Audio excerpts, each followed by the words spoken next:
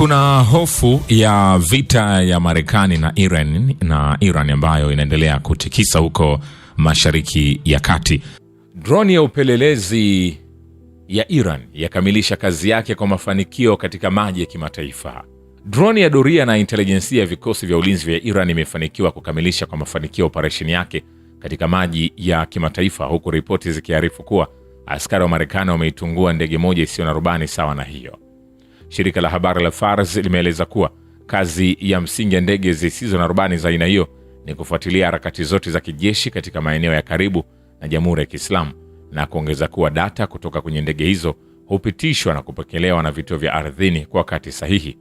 Wakati huo, chanzo makini kilichozungumza na shirika la habari la Tasnim kimeitaja ndege hiyo kuwa ni ndege isiyo na rubani drone kwa jina la Shahidi 129.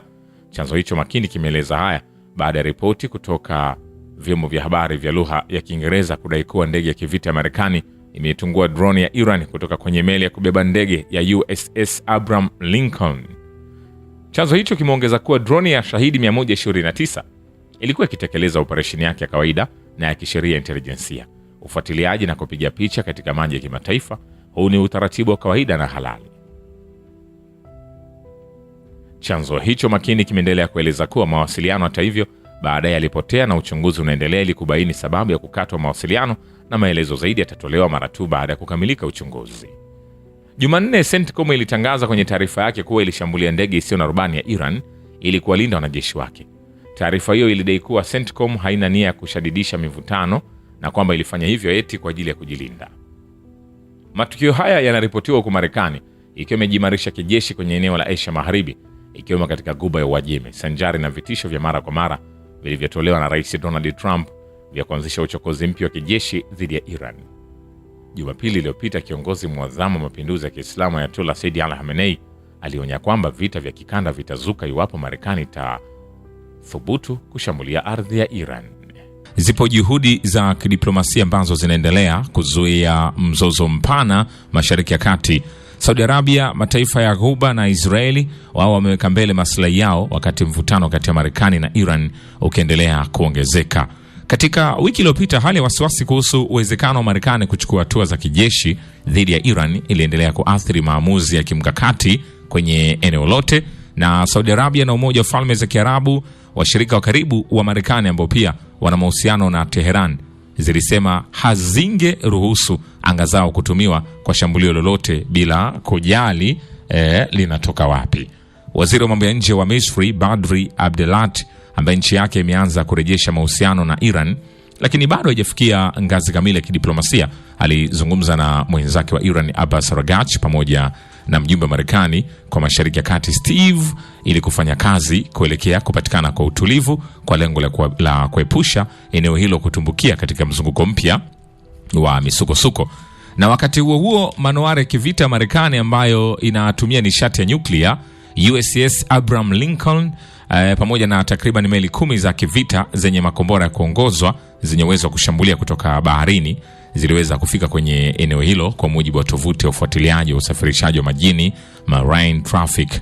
Na shirika la habari la serikali la Iran Press TV lilitangaza kwamba kuanzia mwanzoni mwa wiki hii vikosi vya majini vya walinzi wa mapinduzi ya Iran vitaanza mazoezi ya kijeshi ya kutumia risasi halisi katika maji hayo kwenye mlango wa Hormuz unaounganisha Saudi Arabia, Iran, Iraq na Umoja wa Falme za Kiarabu na Ghuba ya Oman pamoja na Bahari ya Arabuni. Sasa wakati huo mjumbe wa Iran katika Umoja wa Mataifa wao waliweza kuandika ujumbe kwenye X kwamba Iran iko tayari kwa mazungumzo yanayozingatia heshima na maslahi ya pande zote, lakini ikisukumwa itajilinda na kujibu kwa njia ambayo haijawahi kutokea. Ikiwa na maana kwa kauli hii Iran inaonekana ipo tayari kwa lolote. Sasa sambamba na hilo pia, Ali Shamkhani, moja ya mshauri mkuu wa kiongozi wa juu wa Iran, yeye ameandika kwenye X zamani kiitwa Twitter kwamba dhana ya shambulio dogo ni ndoto tu. Dhana ya shambulio dogo ni ndoto tu, kwamba ndapo Marekani akiweka wao watapaza sauti zaidi wala hawatotoa mlio mdogo. Na anasema kuwa hatua yoyote ya kijeshi ya Marekani kutoka chanzo chochote na kwa kiwango chochote itachukuliwa kama kitendo cha vita na jibu litakuwa la haraka, kamili na lisilo na mfano, likilenga kiini cha Tel Aviv na wote wanaomuunga mkono mshambuliaji. Sasa kwa mujibu wa Sanam Vakili, huyu ni mkurugenzi wa mpango wa Mashariki ya Kati na Afrika Kaskazini katika taasisi ya utafiti ya Chatham House yenye makao yake London, maamuzi ya hivi karibuni ya rais wa Marekani Donald Trump yanaonyesha kuwa nafuu ya kiuchumi na kurejeshwa kwa Iran katika jumuiya ya kimataifa bado vinawezekana, lakini ni baada tu ya Iran kukubali vizuizi vya kudumu na visivyoweza kuthibitishwa kuhusu mipango yake ya nyuklia na makombora masafa marefu pamoja na yale mabadiliko ya tabia yake ya kikanda. Kwa hiyo hii aliweza kuandika kwenye makala ya maoni kwenye tovuti ya taasisi hiyo. Ila ukitazama mshirika wa karibu wa Marekani kwa upande wa Iran ni Israeli.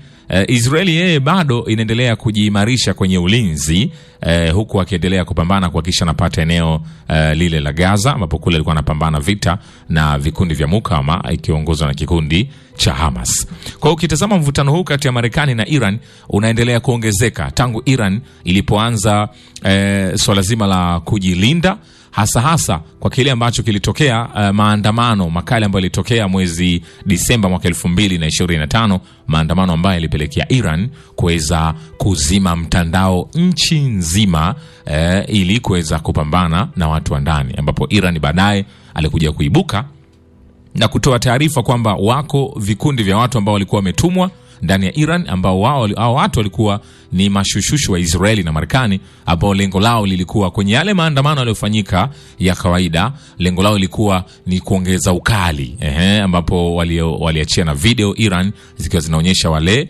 mashushushu ambao wamewatuhumu ni wa Israeli wakiwa wanawashambulia waandamanaji, ili baadaye zitoke klipu zionekanike kwamba Iran imefanya mauaji ili kuongeza chuki kwa dunia juu ya Iran, ili waweze kupata kibali, Marekani apate kibali na Israeli cha kumshambulia Iran akisaidiwa na nchi nyingine. Na zipo takwimu ambazo zilitolewa hivi karibuni na shirika la Human Rights Activists in Iran, ambalo hili shirika makao yake ni Marekani.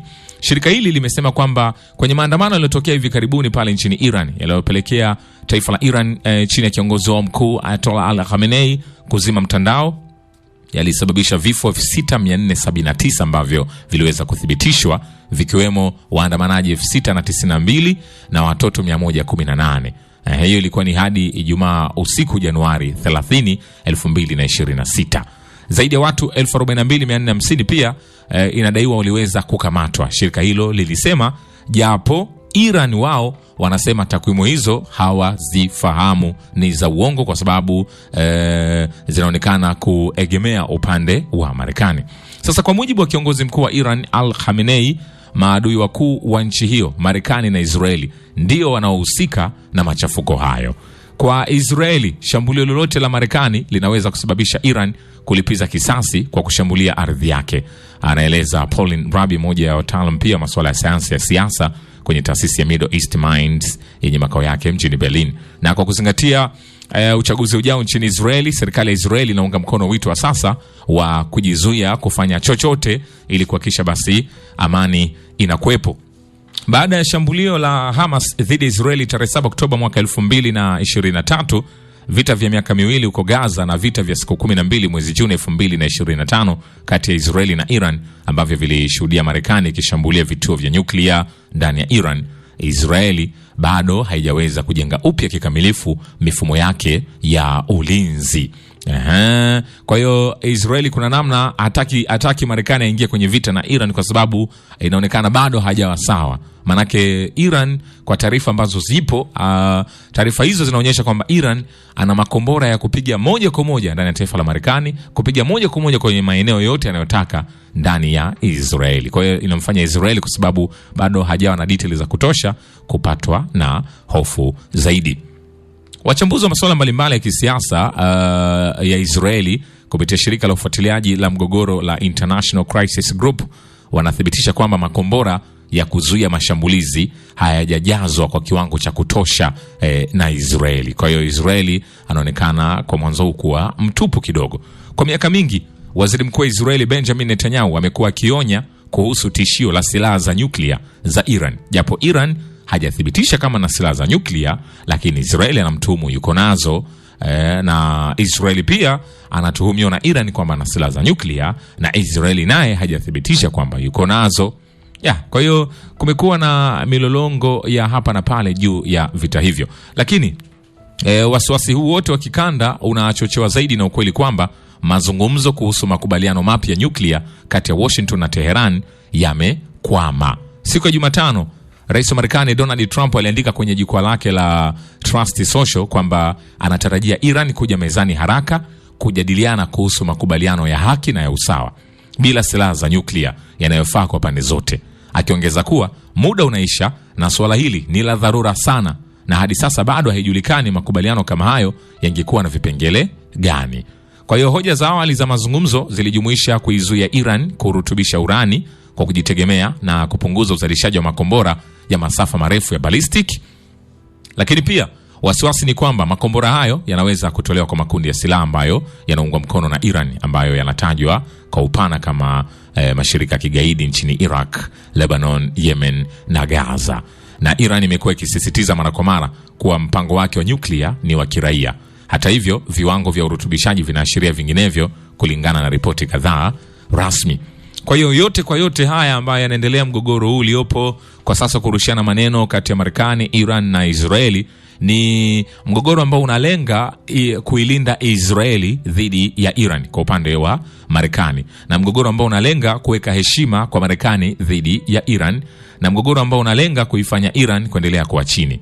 Kwa hiyo Iran yeye hataki aitwe kwenye meza mazungumzo kwa kulazimishwa, anataka aitwe kwa heshima, kwamba mniheshimu, tukae mezani tuzungumze. Na kikubwa, nchi inapomiliki silaha za nyuklia, basi pale inakuwa ni heshima.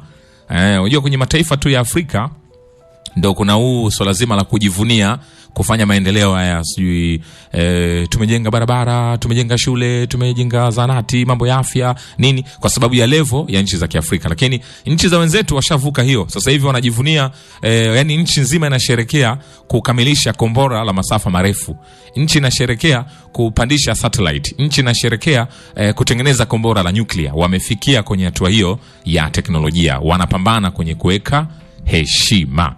Hii ni Lens asubuhi ya leo. Kitakachojiri tutaendelea kukujuza hapa. Shukran kwa baba ukivita na historia ya dunia.